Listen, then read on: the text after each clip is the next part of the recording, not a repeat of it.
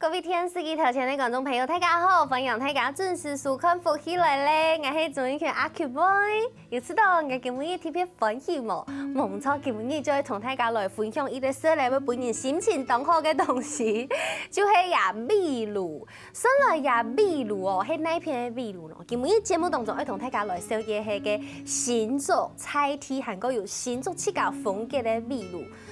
雖然嘛，該按到新竹風格嘅秘魯呢，今日節目當中就會好好來同大家來紹介哦。細細嘅先來分享節目地圖，有請多位來賓來分享釀酒師林坤生哥分享。大家好，我是精彩酒业的酿酒师林坤生，很高興在這邊跟大家分享我們的啤酒。哦，歡迎坤生哥來到節目當中。雖然沒漢人，雖然不是客家人，不過從細到大地新竹台，在新竹長大的。對，然後就因為懂得嘅原因，鼓手給聽這個自己創業，然後來做了這個啤酒，而且很堅持，要用新竹嘅口味，要有新竹嘅特色。啊，嘅當然啦，新竹係人哋客家莊嘛，是客家莊，所以裡面當然沒有呀客家嘅特色都地度。節目當中先同大家來分享一下，這個想要做這個啤酒來做這個創業的起心動念是什麼？我有聽說你自己其實在這個啤酒也曾經投資，也曾經當自釀啤酒的這個玩家啊，到現在甚至已經是釀酒師，做得去搞科，會去外面來上課了。這個你的這個整個過程，坤生哥是不是跟大家分享一下？一開始就是跟大學的同學，然後就因為他想要設立一個酒廠，然後我就一開始其實是投資他，所以我們就一開始就成立了一家酒廠。所以本身很愛喝啤酒？其實沒有，就是即使到現在就是釀了這麼多酒，然後也去上了課，其實我自己本身喝啤酒也喝的不是太多，竟然喜歡做但不喜歡，但沒有特別喜歡喝。所以是覺得這個手工藝很有趣，這種感覺。就是做的過程非常好玩。對，覺得做的過程很有趣。所以一開始沒有特別喜歡喝啤酒，只是因為大學同學創業，所以你想說我就一起幫忙。對，所以就出資。對，然後那個時候我是在中研院，就是南港的中研院。其實我以前的工作是養老鼠。就是我實驗用的。對，我們這個單位的工作就是讓想要做動物實驗的人，他們可以來我們這邊，然後在我們這邊，我們會幫他的動物照顧好，就是不會因為其他莫名其妙的事情讓他的實驗動物受到損傷，而沒有辦法很順利的做完實驗。所以我們的工作就是讓實驗可以順利的完成這樣。類似這樣的工作，原來是這樣，所以其實也跟這個釀酒八竿子打不上關係。對，所以一開始最初跟啤酒的結緣就是出資，對，讓太后同後他來創業這件事情。對，那後來呢？這個好像是沒有繼續的，一段時間就停止了。對，因為我們一開始出資了以後，然後公司開始營運了。其實應該說還沒營運之前，就是因為在營運之前，我們要拿到製酒許可證。那這個會需要一段行政的時間。那在我們這個時間，其實我們的設備已經架設好了，然後也開始做一些試釀，就是開工前的試釀，就是開業前的試釀，就是先 run 一下那個機設備嘛。對。那結果我們這個時候大約1個月會開一次股東會。那個時候的我，當然啤酒喝得不多，那也不是很懂啤酒。但是至少我們懂得，什麼樣的啤酒是壞掉的。就是喝起來不太正常的，對。結果呢，我們在當時開股東會的時候，大概我們3個月才能喝到一次正常的，就是3次裡面只有喝到1次正常的。然後我就覺得很奇怪，你們不是有 SOP 嗎？那像我們這種在實驗室工作的人，我們就覺得說，你只要有 SOP，照理說你就可以把東西好好的生產出來。應該是這樣沒有錯嘛，就是在我們的腦袋裡面是這樣。對，結果後來呢，我就說你們走開好了，我來 SOP 給我來弄。所以就自己跳下來。對。所以你是因為就是秉持着科學研究的精神，對，上工，但我自己乾脆來試試看，反正我已經有數據了，我已經有操作方法了，對，我就來試試看。對。然後呢，這樣就可以成功了嗎？就可以成功啦。其實你只要按着 SOP 做事情，这是跟天分也有关系吧？其实，对，没错，应该也是有关系的，天分跟努力还是有关系。对，我觉得还是有。对啊，不然有没有按到你可能自己会去引进设备啊，自己在自己家里面酿啤酒。其实有全台湾，应该全世界有非常多像这种叫做自酿的玩家，对不对？对。那老师就是坤生哥，你跟他们也有做这样子的交流吗？其实是我们做了这个酒厂之后呢，然后后来我就发现，好，原来不是只有 SOP 的问题，就是管理阶层也有一点问题。所以后来我就退股了，我就又回去实验室工作。就完全彻底离开朋友的这个我就离开了这家公司，然后就又回到中研院，我又回去养老鼠。对，然后呢，在这个过程中就好无意间就上网，就上网然后就发现，在家里可以用锅碗瓢盆酿啤酒，就是国外有很多人在做这些事情。然后结果呢，我就想说，好，那我也来试试看，因为反正我已经有 SOP 了嘛，那只是有操作过了，对，只是从2000公升的设备变成20公升，就是缩小1%，对，变成1%了，对，然后就变成在家里的厨房就弄了起来，然后就开始做很多实验，然后就发现呢，台湾也有一些人，他们固定偶尔会有一些聚会。然后就是大家呢会拿着自己酿的酒，然后就去那边交流，然后就会互相学习说，你这个酒是怎么做的，然后有什么诀窍或者是什么地方需要注意的，然后大家就可以互相学习，慢慢的进步这样子。但怎么到后面就是从自己酿可能20公升，然后最后气嘎又有一类品牌，又创了一个品牌。因为就是在参与这些自酿活动的过程啊，然后就发现。酿酒这件事情很好玩，就是刚刚有说嘛，其实我并不爱喝，对，但是我就发现做的这个过程非常有趣，然后我就很享受这个做的过程，然后就觉得越来越好玩，然后就想说要不要再回到这个行业再试试看，对，所以就后来就开始投了一些履历，对，然后大约在7、8年前，然后就到了我的前东家，就是北台湾卖酒。他在大园，然后我们就在那边工作这样子。对，然后到后来就是有人注意到我，然后他就希望我可以帮他主持一个酒厂，所以我们就创立了这个精彩这个品牌。对，但这个品牌有一个气嘎的想法，就是想要以新竹为主要的风格。对，我还蛮好奇的，因为其实大家知道。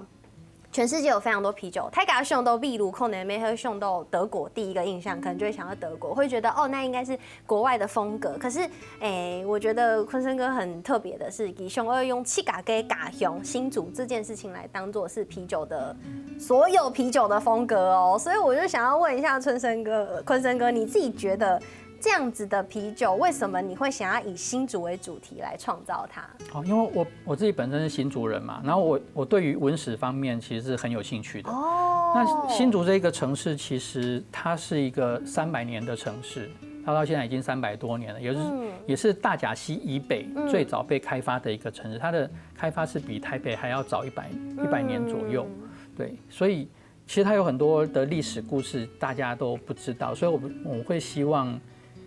自己能够尽一份心力来让大家认识新竹的文史，用酒用秘鲁来音色行走。对，那好，就即使像我好了，我第一次接触坤生哥，第一次接触你们的品牌，你有没有最推荐我这个新手都得生哪一种酒？可以先从哪一种酒入门开始？我觉得像我们一般接触到的啤酒是。像市面上的台啤嘛、海尼根、可伦啊这一些，最常见的。对，他们都是金色的，就是大家的刻板的印象就是啤酒是金色透明。多刻板！我今天就是穿黄色衣服，我想说我要喝啤酒。然后气泡有点强，有点苦，对，这就是大概喝下去会就是大家一听到啤酒这2个，就是大概会想到这些字眼。对。那我们现在要喝的这一款呢，就是以新竹的东门为命名的，就是银溪啤酒。那这一款是一个琥珀色的啤酒，就比较不太一样。好，那我们来看看这个，我们请坤生哥来为大家示范一下这个开瓶。好，开瓶没什么好示范的。好，这一瓶就黑雅行走城门系列的，刚刚讲它是东门，叫做银溪。也是这个很代表新竹主题。那东门泰嘎就迪嘛，那黄子轩在那边有一个音乐工作室。对，对哦，哎，它真的是琥珀色的耶，有一点像是茶感，倒蛮像 whisky 的颜色。哎，谢谢。有看到这样子，还有这个维持这个气泡的状态在上面。哇，听到这个酒的声音就会觉得很疗愈，真的给黑哈猪头吼。哦，提醒大家注目生态豆，我们品酒即可。但是不是其实坤生哥也是品酒师，对，我是啤酒评审。啤酒评审，那跟大家分享一下新手我们应该要怎么喝。通常我们拿到一杯酒，我们会先看它的外观，像这一杯酒就是大家可以对着光，然后就是它是一支琥珀色的啤酒，然后是清澈的，对，很透明。看有一些是酒，有的是清澈的，有的是比较浑浊。像我们等一下如果喝其他小麦啤酒的话，它就应该是浑浊的。那像这个就应该是清澈的。好，然后呢，这个就是看外观，外观就是看颜色、清澈度，然后跟泡沫，然后泡沫的颜色、泡沫的持久性。对，好，那个就是外观。然后第二个步骤呢，就是我们可以把杯缘放到人中这边。然后就是好香哦，把鼻子埋进去，然后吸一口，然后我们这一支酒呢，我们应该可以闻到一个很强的麦味，但是它比较体现的味道呢，会是面包的香气，或者是有一点点果干，一点点果干的味道。我有闻到面包的香气，对，就是面包或者是苏打饼干这一类的香气，这就是它典型的味道。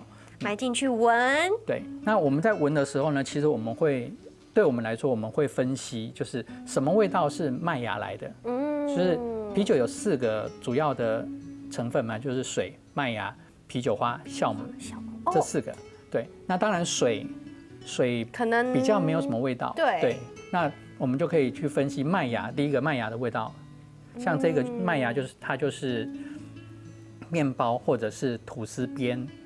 或者是苏打饼干，很认真在闻的味道。对，好，然后呢，第二个就是找啤酒花的味道。那像这个是比较传统的德式啤酒，他们通常就是用欧式的比较传统的啤酒花，通常是萨斯或者是哈勒桃这两款。那他们的典型味道呢，就是草本的味道，还要带有一点点胡椒的风味，所以是这种啤酒的味道。对，其实台啤也是，台啤也是用，但是闻久了就知道，这有一点需要训练，快要超乎我的能力了。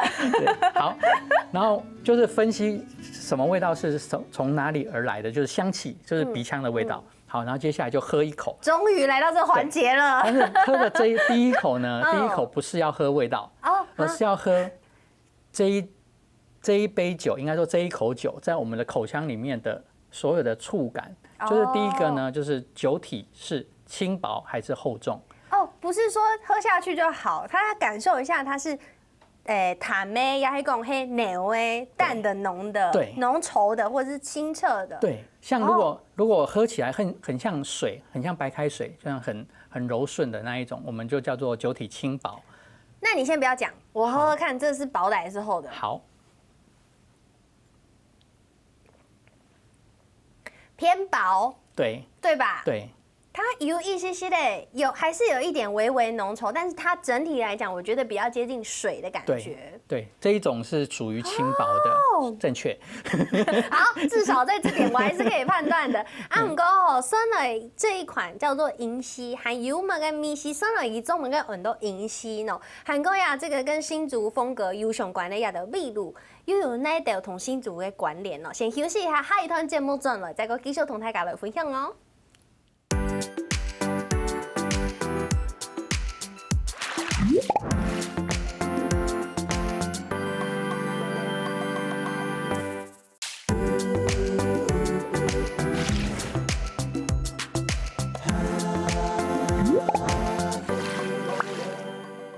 好，分享台港优正到福起来咧，我是综艺圈阿群猫的，今日节目当中同大家来分享用新竹风格为主哦，来做特色，来做乜嘅？来做秘鲁哦，真嘅都冇简单。我有新竹嘅风格，韩国人今日啦都冇简单，有请到一位酿酒师，而且也是啤酒的评审吼，来到节目当中同大家来分享。刚刚有讲到吼，生了恩用嘅来品一杯啤酒。对，虽然有一些环节有一点困难，但是本太改一些些的给大家一点观念啦，让大家心里面大概知道哦，到底啤酒是怎么品的。但我很好奇哦，严肃后雅酒杯这个跟印象中的啤酒杯不太一样。我想问，喝啤酒有一定要用什么样的酒杯吗？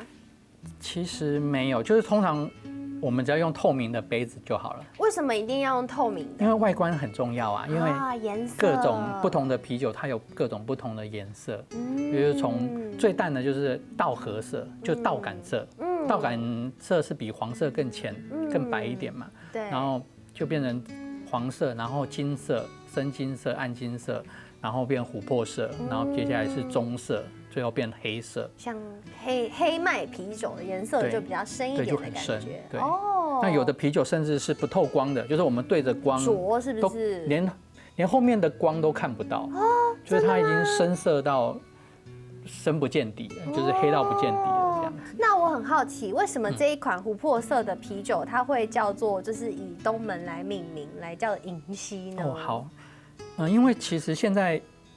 当然，之前新竹有4个城门嘛，那现在因为日本人他们做街道改正这个政策，所以把其他3个门都拆掉了，那只剩下东门。那可能东门呢，可能对于日本人来说，因为日本是太阳国嘛，哦，迎向东边就是对，迎接太阳，对，所以对他们来说是有正面意义的，所以这个门就被留下来了，那其他3个门就被拆掉了。然后那城墙也都被改成街道了。对。那以现在来说呢，东门城当然是新竹的一个代表性的建筑。而3月啤酒这一款 style 呢，对我来说有标志性的意义。就是我个人。就是以前呢，在自酿玩家里面呢，就是提到昆生呢，就会想到3月啤酒。所以这是你的。算是有一点代表作的感觉，代表作就放在新竹的东门，这个最主要且现在还在的这个门，迎向太阳，对，最正面阳光，最想给人家看到的感觉，对，所以就是扛棒就会压款，叫做银溪，对，就是把你的最厉害的就给大家看到了，哦，那刚刚有讲到，虽然其他的城门现在已经没有了，但是你在酒里面还是把它做了出来，来跟大家来介绍一下。而且其实，在酒标的设计上面也很用心，对不对？对，就我们其实其他的3款酒，我们设定的呢都是跟以季节来发想。就譬如说歌薰好了，歌薰是新竹的南门，就是歌咏熏风。歌咏熏风，对，因为南风呢又叫做熏风啊，对，所以叫做歌咏熏风，这是南门的名字。对，所以我们设定南门这个酒款呢，它是印度淡艾尔，那它是一个非常清爽的啤酒，但是呢，它的啤酒花的香气非常的浓烈，通常我们可以闻到各种柑橘的味道，然后百香果，然后荔枝、凤梨。芒果这些夏天的感觉，对，就很夏天，就是有那种南国风情。对，因为通常北方比较没有这种水果嘛，所以就有南国风情，所以我们就把它设定在南门的表现上。南门，所以是歌薰这一块。然后西门呢是逸爽，逸爽就是感觉很爽。逸爽就是隐逸爽风的意思，因为西风呢，西风叫做金风，金色的金，然后也叫做爽风。就是隐逸西风，就是让凉爽的秋高气爽，对，让凉爽的西风进来，这个意思。所以我们就设定了一款比较清爽的啤酒。这一款啤酒呢，有一点其实比较接近大家一般社会大众比较认识的啤酒，就它也是金黄色的、透明的，气泡也是略强，然后有一点点苦味。但是呢，它在这个之外呢，它有一个非常怎么说？非常含蓄的水果味。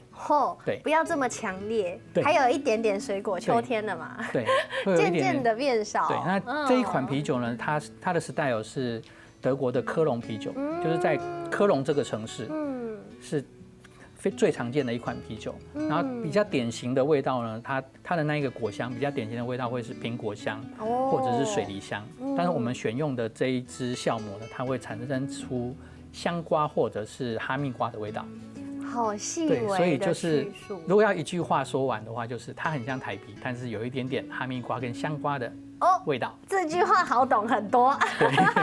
色可乃日底，但这句话光想象就可以大概可以理解了，有这种感觉，所以它是秋天的感觉，叫做益爽。那拱辰就是冬天喽。对，拱辰就是冬天，因为拱辰是北门嘛。那拱辰这个名字其实是比较政治意义，因为我们刚刚说的那3个名字都很诗意嘛，但这一个名字是比较政治意义的，因为天子在北。那辰这一个字呢，其实就是北极星。那北极星就代表帝王。对，所以我们就是拱卫北辰。那拱辰门这一个门呢，其实在台湾的几乎所有的古城的门的北门都叫做拱辰门。真的。譬如说台南的大北门叫做拱辰门，然后凤山县城它的北门也叫做拱辰门。然后澎湖的妈宫城。马公以前叫做妈公嘛，它也是拱辰门。哇，我觉得我今天学到还有彰化也是，彰化的北门也叫做拱辰门，所以拱辰这2个字在台湾以前是非常常见的。所以其实这些都是有考究的，包含当国给酒标啊，然后上面那个版画的底啊，其实全部就会贴配用心比赛给，就这样子新竹就可以有这么多内涵儿童大家来分享。唔单像按呢，什么唔记得啊，新竹有在动态跟民俗就会哈感应。虽然这个坤生哥不是客家人，但是你也深受新竹客家文化的洗礼呀，对不对？所以被我们的客家文化抨击的非常多，比如说。我们的吉姜，这其实是我喜欢的人就很喜欢，不见得是客家民族。有的汉里面好吃吉酱，但是有一些非客家族群也很喜欢吃吉酱。你自己就是因为很爱吃吉酱，所以把吉酱做了一款啤酒。好，其实也不能说很爱吉酱，就是酿酒师就是有一个坏习惯，就是吃到什么东西呢，就会觉得说这个东西我可不可以把它拿来做成啤酒？所以在新竹太常看到吉酱了，就想说这可不可以做啤酒？然后就想要来试试看，所以就做了这一支。这一支其实研发了3年左右，所以算长，研发时间算很长，不好做是不是？对，不是那么好做。是因为你想要做出什么样的味道，让你觉得不好做吗？因为我想要得到新鲜的橘子的味道，因为其实我们吃到吉酱，其实还是那个吉酱的味道，橘子的味道还是很新鲜的，对，你可以明显的知道它是新鲜的橘子做来的。不过又有一些的富啊、含啊、苦咸辣这些味道。对，所以它其实是一个很复杂的酱料，味道很复杂，但是它却又很天然的一个酱料。没错。那我在做实验的时候，一开始都得到了一个发酵后的橘子味。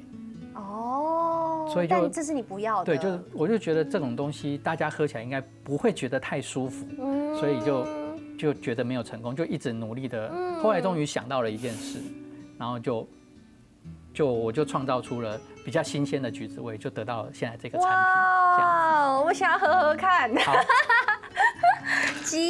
我们来试试看。吉姜一类对汉人来讲，对客家人来讲，从小到大，你这好像所有给盘，就听说不用一盘吉姜，你只要有3层肉，你只要有3层肉汤，你就一定不用一类吉姜。这对我们来讲超级熟悉。到底这么熟悉的一个食物，然后把它做成啤酒之后，它会是什么样的味道？它其实有点橙色对，对不对？就是有点橘子的感觉，对。橘的感觉，然后这个喝起来就会金黄橘的感觉，就会酸咸咸。我可以直接喝，不用经过品的动作了。可以。有闻还是闻得到橘子的香味。这个比刚刚的更清淡，对，更像水的感觉。我喝到橘子的香味了，然后。大家可能会知道，然后吉姜变做就会懂奇怪，但是我觉得它就是坤生哥，你掌握了吉酱它的水果的风味，但是你把它的咸度、辣度，辣度就是这个刺激那个气泡的感觉，然后咸度放得很低很低，我觉得淡淡的好好喝哦。会觉得太咸吗？不会，我觉得就是这样才有极酱的味道。你还在研究是不是？因为有一些消费者他们会觉得有点咸，所以我想要收集更多的意见。以客家人来讲，很刚好。我去讲知道哦，用暗用嘅几种来做啤酒，黑眼上就冇上高的。韩国亚黑对呀，不是客家人的昆生科做出来的。然后我今天去给试了，会知道，来一根几种嘅秘鲁，好像可以来配一下给盘温几种，感觉很搭。你可以喝到它有极酱的精髓，但是又有啤酒应该有的清爽跟这种感觉。鼓手哇，好成功哦！谢谢，真的，鼓手同大家来分享，希望大家要做来了解一下，算了。几种做秘鲁很用版的感觉，还有等等内容会同大家来分享。先休息一下，等下再进到节目当中。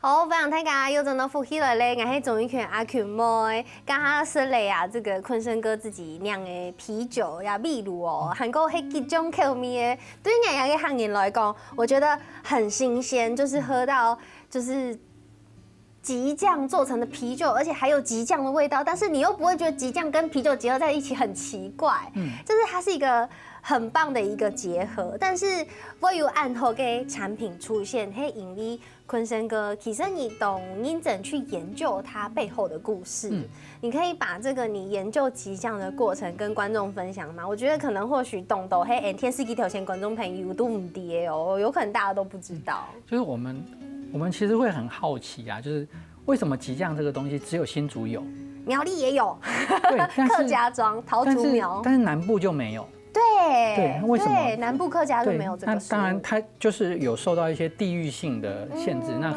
很有可能就是因为环境嘛，就是那一些就是新竹这些地方比较适合种植。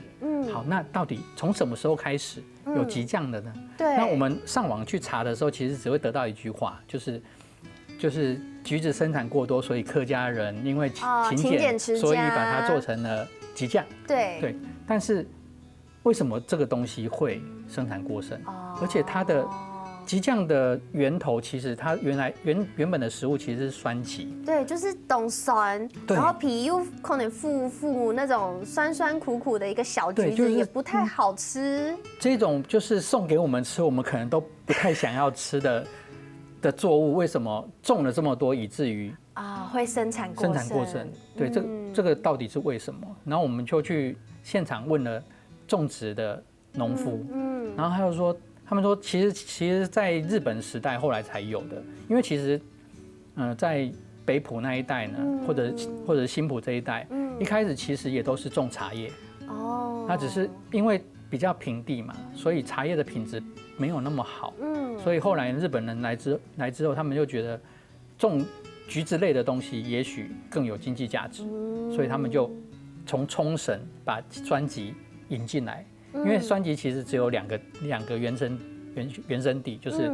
冲绳跟华南的山区。对，所以那我们的台湾的酸萁是从日本人他们从冲绳拿过来的，对，然后就拿来新埔这一带，因为气候比较凉爽，就在这边种。对，然后种了之后呢，就开始生产嘛，然后就供给国内使用，因为那个时候是日据时期。但是它是目的是为了做成嫁接，用本土的酸萁来做嫁接成好吃的橘子。对，但是酸萁这个东西本身日本人也有在吃。也有吃。对，某些日式料理，它会把这个做成酱汁对，然后或者是把它挤汁出来，然后淋在上面，然后就吃。所以都是供给日本内需用的。对。那结果有一年呢，就是日本他们开始推行了一个品质管制的一套方法。结果那一年就第一年开始用这个品质管制嘛，结果发现很多产品都没有办法过关。就被挡下来了，就没有办法输入到日本国内，结果过剩是这么来的留在台湾，对，所以过剩其实是这么来的。然后台湾人又好生，以前没有这样子吃这样酸吉的一个习惯。